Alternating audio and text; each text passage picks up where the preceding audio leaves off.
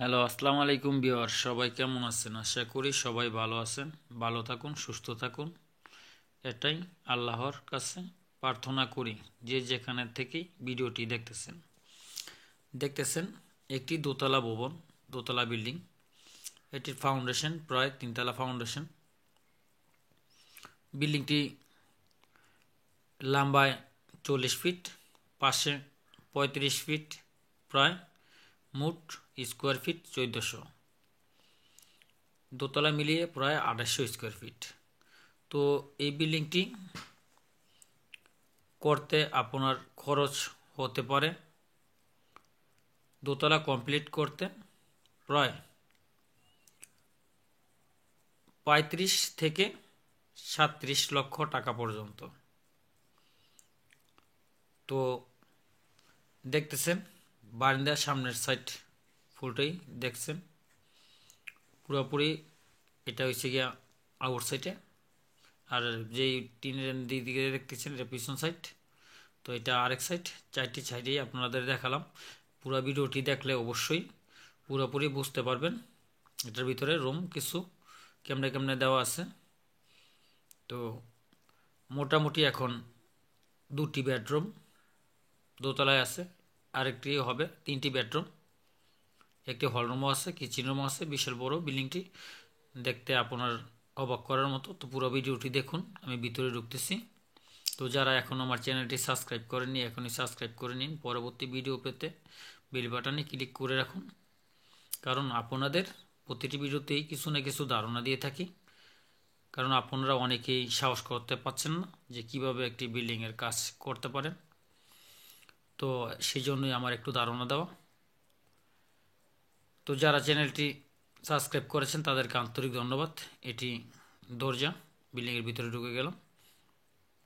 তো আগে main gate দিয়ে আসার পর এদিকে বাইরে একটা গুলিও রাখা হয়েছে, দেখাইছি আপনাদের। এটা পরবর্তীতে এদিকে বিল্ডিং করা পারবে সেজন্য। তো গুলি দিয়ে ঢুকতেছি, ঢুকে দেখেন আমি পাশটেই কিচেন রুমে ঢুকবো। তো কিচেন রুম আপনাদের দেখাতেছি, দেখুন।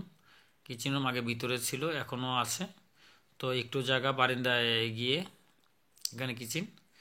তো কিচেনটি এখান থেকে সরিয়ে এখন বর্তমানে আবার একবার দ্বিতীয়বার বারান্দায় চলে নিছি, বারান্দায় দিয়ে দিছি। তো দেখতেছেন কিচেন রুম হিসাবে 2টি হয়ে গেছে একই জায়গায়। তো আমি এখান থেকে বের হয়ে আপনাদের আমি সামনে নিয়ে যেতেছি।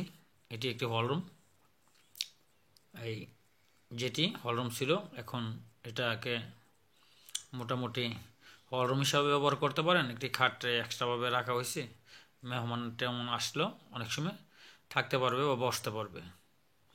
তো এটি হলরুমের মতো। তো 3টি রুমই হিসাবে এটি নিচতলায় দেখাইতেছে আপনাদের। পরবর্তীতে অবশ্যই দোতলায় নিয়ে যাব। তো এখানে এই যে এটি পাশে আরেকটি রুম, এটি বেডরুম প্রথম। তো এই বেডরুম থেকে অবশ্যই একটি টয়লেট দেওয়া আছে অ্যাটাচড, আর বারিন্দায় যাওয়ার মতো এখানে বারিন্দা দেওয়া আছে। তো দেখুন, তারপর আপনারা অনেকেই বলে থাকেন যে ভাইয়া দেশের যে কোনো স্থানে কাজ করেন আপনি? জি, আমি দেশের যে কোনো স্থানে কাজ করে থাকি। তো দেখে দিচ্ছি এই যে হলরুমে যে টয়লেটটা, মানে হলরুমে এটা আউটসাইডের কমন, আর সেই রুমে কিন্তু একটি টয়লেট ছিল নিচে। এটি হচ্ছে গিয়ে হলরুমের জন্য। তো পাশে আরেকটি রুম অবশ্যই দেখাতেছি, দেখুন।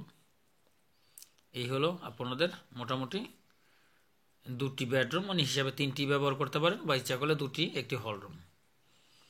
তো এটার সাথেও একটি অ্যাটাচ টয়লেট আছে। আর ভাইয়া আপনারা যদি কেউ বিল্ডিংয়ের কাজ করাতে চান, অবশ্যই করার আগে এই যে রুমের যে টয়লেটটি করার আগে অবশ্যই একজন ইঞ্জিনিয়ারের পরামর্শ নিয়ে নেবেন। আপনারা অনেকেই এই ভুলটা করে থাকেন যে প্রয়োজন নেই। তো অবশ্যই সেটি করে নেবেন। আমি তো আপনাদের দোতলায় নিয়ে যাচ্ছি, দোতলায় পুরোই কমপ্লিট। হিসেবে, কিন্তু এখনও ঢুকেনি, ফ্যামিলি উপরে ঢুকেনি। তো দেখতে থাকুন আর আমার কথাটি শুনুন। তো আমি দেশের যে কোনো স্থানেই কাজ করে থাকি, আর আমি আপনাদের একটি মোটামুটি একটি ধারণা দিয়ে থাকি। তো এটি একটি রুম দেখতেছেন, হল রুম হিসাবে ব্যবহার করা যাবে। তো এই যে এই রুমটি এখন বর্তমানে খালি, এর এখানে একটি রুম যেটা নিচে দেখতেছিলেন সেটির মতন উপরে। তো এখানে এই যে প্যানটা দেখতেছেন, এখানে একটি বাথরুম হবে এখন বর্তমানে, সেই জন্য আমাকে ডাকা।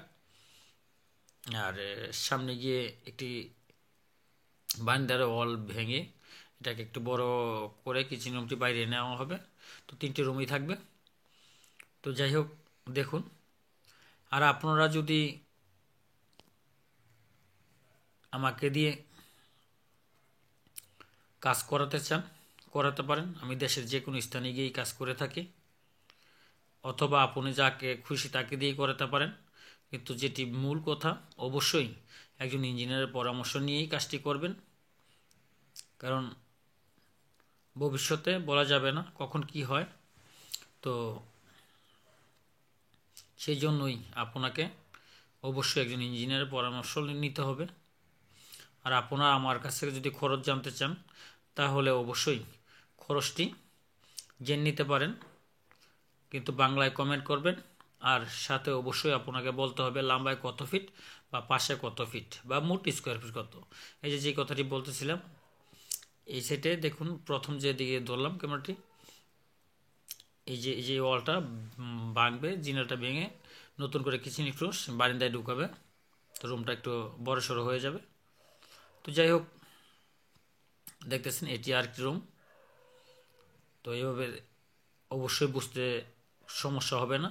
যদি কোনো কিছু বুঝতে সমস্যা হয়, অবশ্যই বাংলায় কমেন্ট করবেন, বোঝানোর চেষ্টা করব।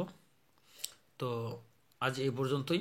যারা আমার চ্যানেলটি এখনও সাবস্ক্রাইব করেননি, অবশ্যই সাবস্ক্রাইব করেন, লাইক দিন, ফেসবুক পেজে শেয়ার করুন। আমি আপনাদের সাথেই আছি। আজ এ পর্যন্তই। সবাই ভালো থাকবেন, যে যেখান থেকেই আমার ভিডিওটি দেখলেন, সবাইকে অসংখ্য